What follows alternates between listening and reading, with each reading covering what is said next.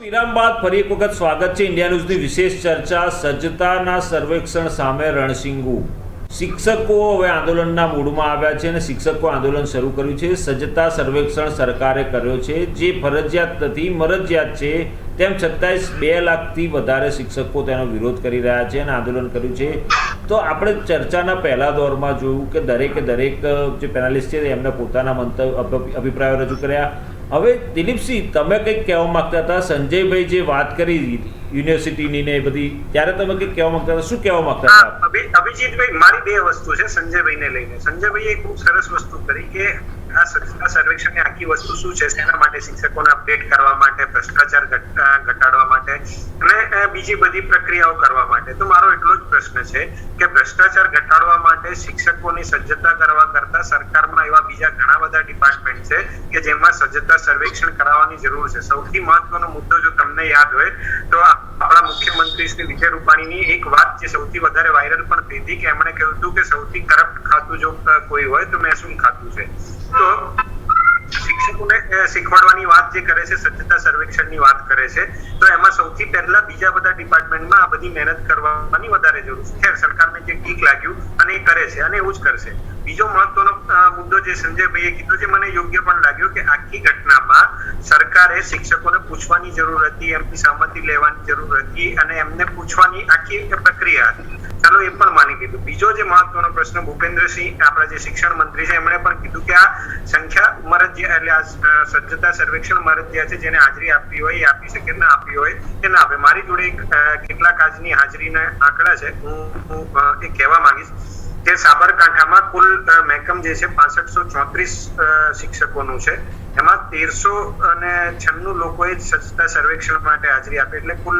લગભગ 21% જેવું થાય છે હવે અમદાવાદની વાત કરીએ તો અમદાવાદમાં 0.64% લોકો જ આ સર્વેક્ષણમાં હાજર રહ્યા છે અને આ સિવાય પણ બીજા ઘણા બધા મારી જોડે આંકડા છે એ પછી આપણે લાંબી વાત છે પણ એની ચર્ચા મૂકી દઈએ હવે આ વસ્તુ જો મરજિયાત હતી લોકોની હાજરી આટલી ઓછી છે તો સૌથી પહેલા જે લોકોએ આ સજ્જતા સર્વેક્ષણમાં ભાગ લીધો કે સરકારે જેની જોડેથી આ સજ્જતા સર્વેક્ષણ કરાયું એની પાછળનો ખર્ચો કેટલો થયો એ મહત્વનો પ્રશ્ન છે કે પર શિક્ષકોએ કેટલો ખર્ચો તમે કર્યો જો મરજિયાત હતું તો પછી તમારે આ ખર્ચો કરવાની જરૂર શું હતી સરકારમાં એવા ઘણા બધા ડિપાર્ટમેન્ટ છે કે જે આ સજ્જતા સર્વેક્ષણ કરાવી શક્યા હોત તમે કોઈ એક ખાનગી સંસ્થા કે ખાનગી એજન્સીને હાયર કરીને શું કામ અને કેટલા પૈસે આ સર્વેક્ષણ કરાવ્યું છે મારો સીધો પ્રશ્ન છે અને એ પૈસા કોના ખિસ્સામાંથી ગયા છે અને જો એ પૈસા મરજિયાત વસ્તુ માટે વાપરવાના હોય તો એની ખામિયાજો કે એની નુકસાની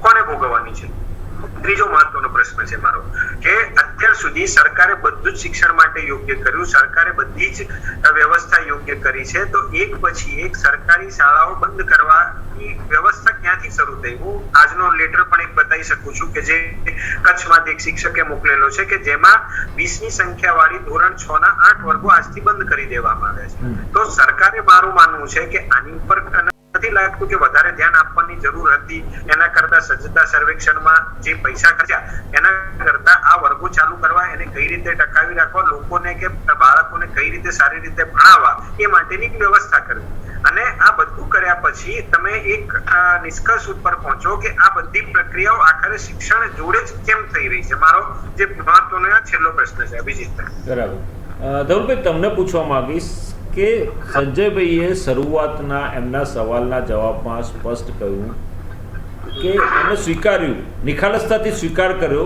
કારણ કે પોતે શિક્ષક છે એટલે એમણે સ્વીકાર કર્યો કે વિશ્વાસમાં લેવા જોઈતા હતા પરંતુ એમણે સાથે એક વાત પણ કરી કે સંઘો સાથે ચર્ચા કરી હતી સરકારે તો શું આપના જે શિક્ષકોનું સંઘ છે જે એ સંઘોમાં સંકલનનો અભાવ હોય એવું નથી લાગતું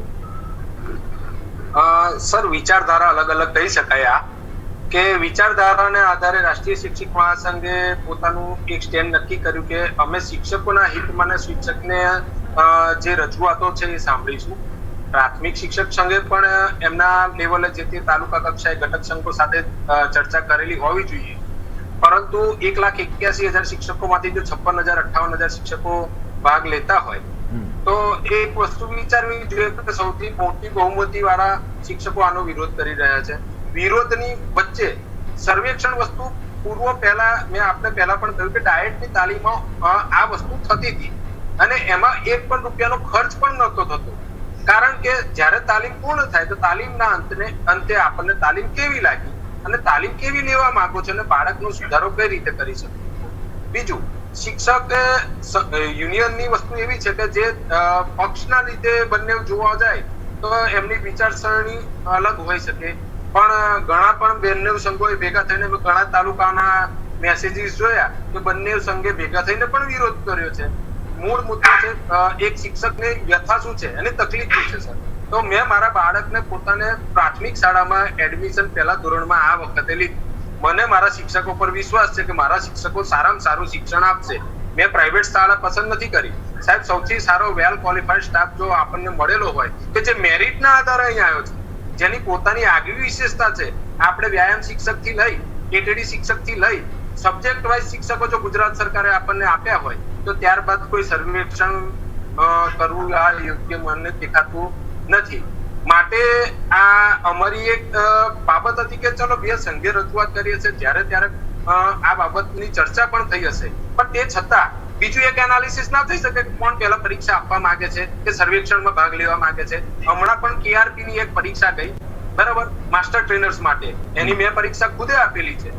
મેં પરીક્ષા આપીને મારે આગળ સ્ટેટ લેવલે જવું હતું, કારણ કે આ સ્ટેટ લેવલે ગયા બાદ મારે મારા વ્યાયામના વિષયમાં કેટલા સુધારા કરી શકાય અને નવા ટેકનિકલી બાબતો કયા નવા ગેમ્સ અને એના રૂલ્સ આવ્યા છે એ જોઈ શકાય. એના માટે મેં જાતે પરીક્ષા આપી. એટલે જે શિક્ષકોને પરીક્ષા આપી હતી એને KRP ની પરીક્ષા માટે સ્ટેટ રિસોર્સ ગ્રુપ માટે એ તૈયાર થયા.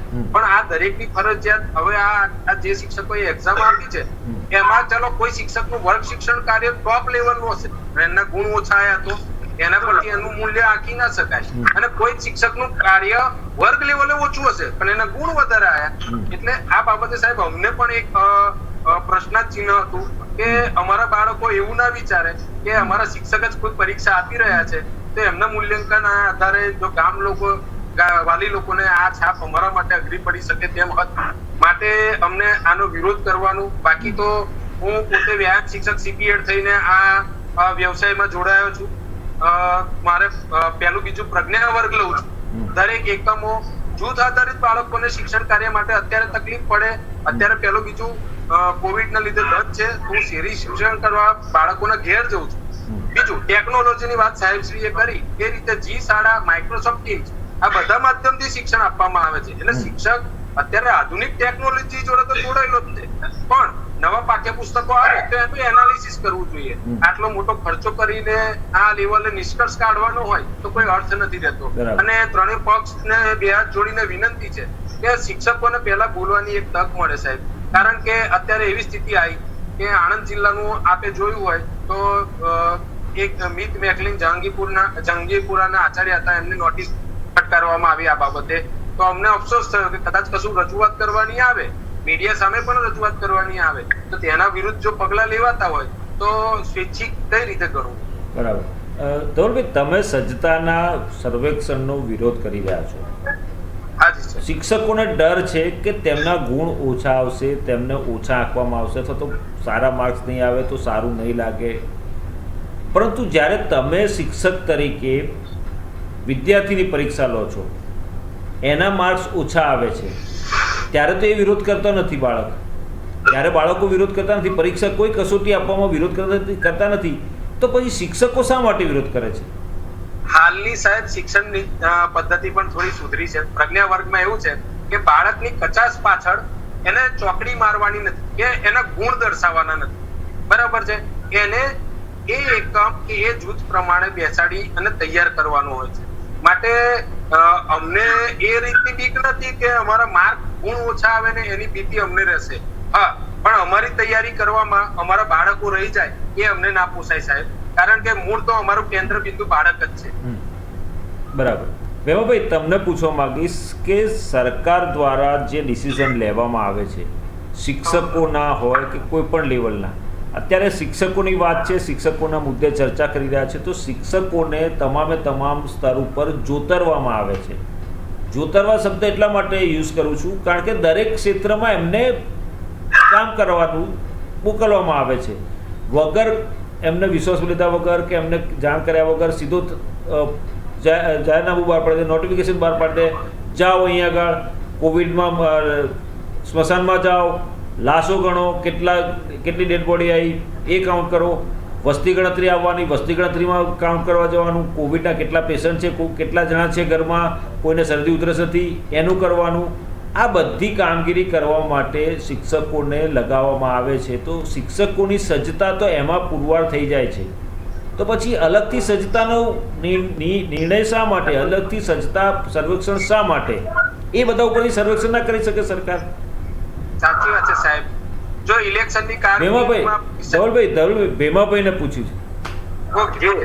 બિલકુલ સાચી વાત છે કે સરકાર દ્વારા એટલા બધા શિક્ષકો પાસે કામ કરાવવામાં આવે છે કે જો લિસ્ટ કરવા જઈએ તો 100 પ્રકારના કામ છે.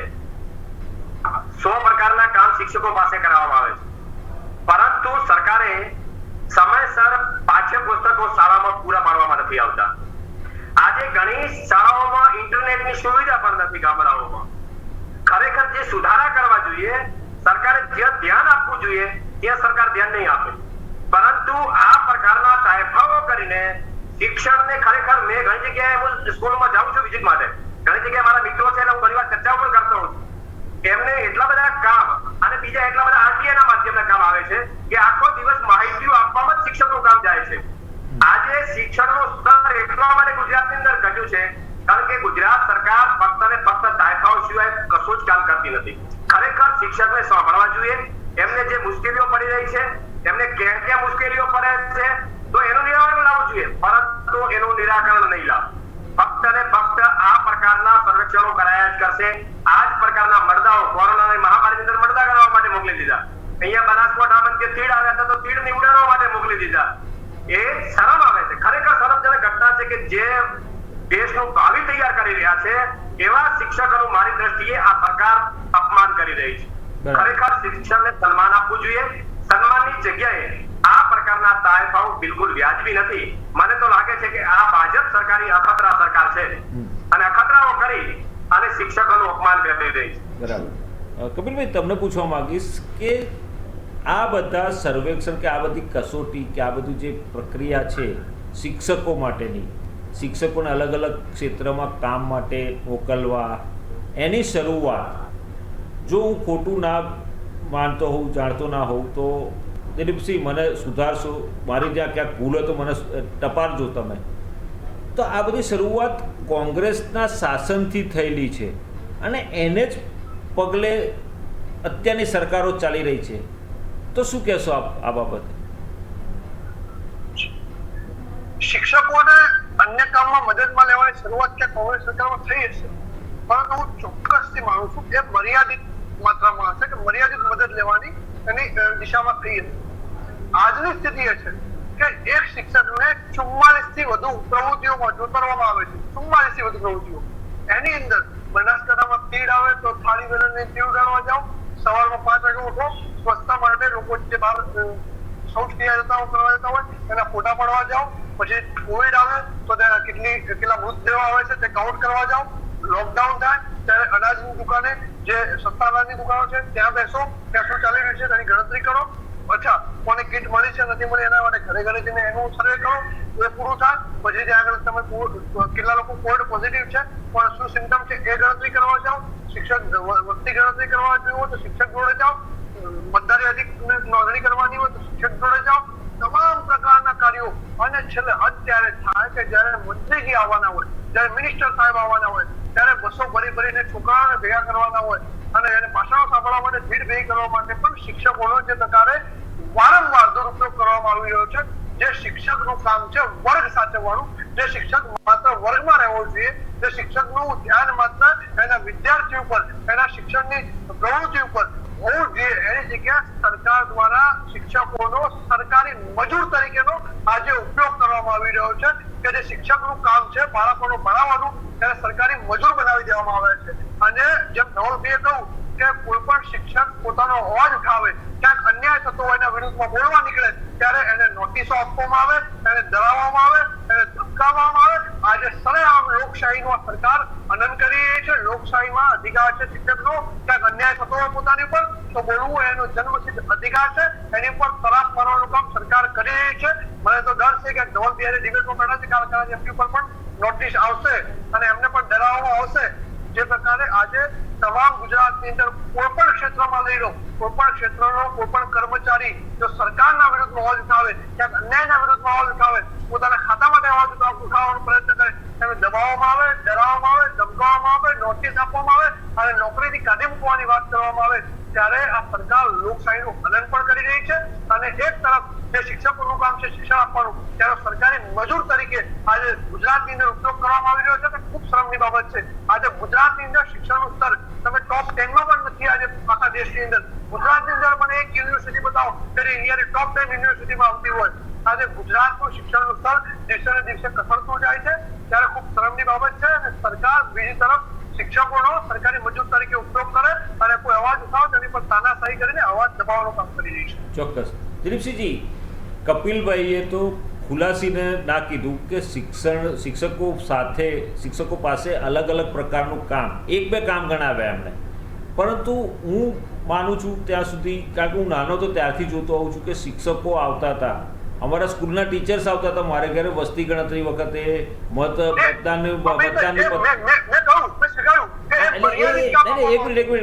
કપિલભાઈ એક મિનિટ, તો એ વખતથી હું જોતો આવું છું, આજે પણ હું જોઉં છું. મીડિયા ઇન્ડસ્ટ્રીમાં હું 30-32 વર્ષથી છું, તમે પણ છો. આપણે જોઈએ છીએ શિક્ષકો પાસે વધુ ને વધુ કામ કરાવે છે અને એ પ્રણાલી વર્ષોથી ચાલી આવતી પરંપરા છે. જેમ આપણી પરંપરા છે શિષ્યો ગુરુને પ્રણામ કરે, એમ આપણે શિક્ષકોને કામ આપવાની સરકારોની પરંપરા છે. એમ કહીએ તો અતિશયોક્તિ નથી. શું કહેશો તમે આ બાબતે? અભિજીતભાઈ, બે ત્રણ વસ્તુઓ છે આખા મુદ્દાને. એક તો આપણે ઓલું ગુજરાતી કહેવત છે, જ્યાં બોલવું હોય ને ત્યાં દબાણ વધારે થાય. એટલે વર્ષોથી ચાલી આવતી પરંપરા માની લીધું કોંગ્રેસે ભૂલ કરી હતી, આપણે એ પણ માની લઈએ કે કોંગ્રેસે ખોટી પદ્ધતિ શરૂ કરી હતી.